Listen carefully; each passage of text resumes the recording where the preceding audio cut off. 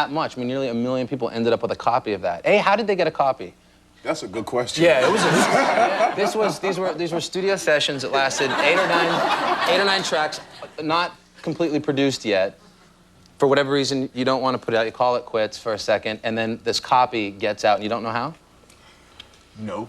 No, there's lots of. I hear just things. a stereotypical leak of a record. Yeah, it's a lot of you know, like you say, hearsay. Yeah. You know, on how the record got out. But the weird thing was they were all just. They were basically ideas, you know? They were all ideas. You could hear in the background, you can hear us telling jokes, you can hear us laughing, you can hear us doing all kinds of crazy stuff, you know, in the recordings.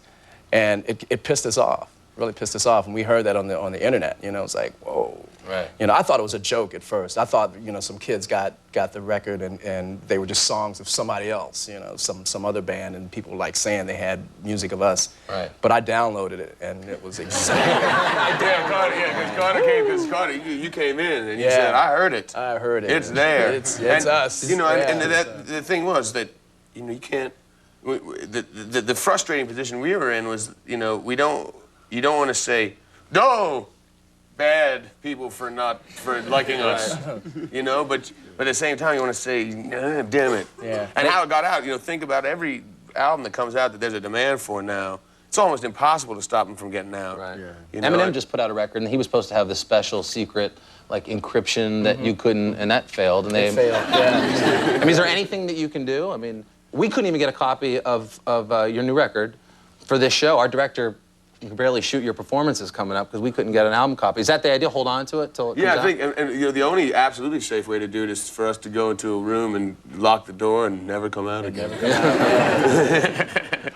Then we can be sure that no one will ever get any. Do you guys download music? I don't. Not after that one time. No, that was it for me. I'll never do that again. My niece is the person a young person that I talk to a lot about that stuff, and she downloads tons of stuff. But it's cool because every time she feels sensitive, like tied it into me, I guess. But every time she downloads something, she says, "I like that," and then she goes out and buys a record. You know, so then she says, "Oh, this thing is really cool," and then she goes and buys the most recent Johnny Cash. She heard that she was like, wow, I really dig that, and then went out and bought it. So that, you know, I don't know if it's just the fact that she knows me, but I think that's kind of a cool way to do it, because I think that the fact that people can be exposed to lots of different music is a really good side of it. It seems weird to me that, I don't know if you guys felt burned at all that this whole Lily White sort of scandal occurred when you're one of these bands that is so cool and allowing your fans to tape your shows, you know, you allow them to share music within the community. Did it feel like you got burnt from this? Yeah, well, you know, not from the fans though. I mean, it just, I mean, if somebody's gonna put some music out there, you know, people are gonna listen to it. You know what I mean? I guess you can't blame fans for that. But whoever was the person that put the music out there, you know, it's a person that, you know, yeah.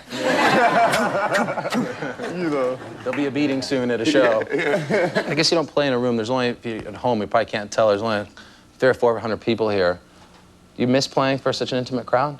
It's intimate when it's 20,000. It is. It really is. That's one of the things it feels like still. How does it feel Maybe other intimate people when you're at a giant stadium? I guess because of connection, because, you know, we're giving it up and they're giving it up, and we're feeling each other, you know? Right. And it's just like, and you can feel that no matter if you're in a giant stadium or if you're in a club that has like 50 people in it, you know? It's just like, it's just a communication between the band and the audience, and it's real, you know? I think that's a connection that you guys have that not every band has. Yeah, I've seen a lot of shows where there was no vibe at a stadium. Oh, I have too. You know, but sit out there, Yeah, it's just But it doesn't feel like that when we're playing, because I don't know, one thing, I'm distracted by how much fun I'm having, even when I'm going crazy. It's just a great, I feel lucky, like I can't say how lucky I feel to be involved with this band. You know, I just feel like I wouldn't have dreamed that I could have ended up with in my opinion, four of the greatest musicians in the world, you know. I can't tell you how lucky you are to have you here tonight. All right, let's take a break. We're spending the hour with Dave Matthews Band. Lots of music still coming up. We'll be right back. You're watching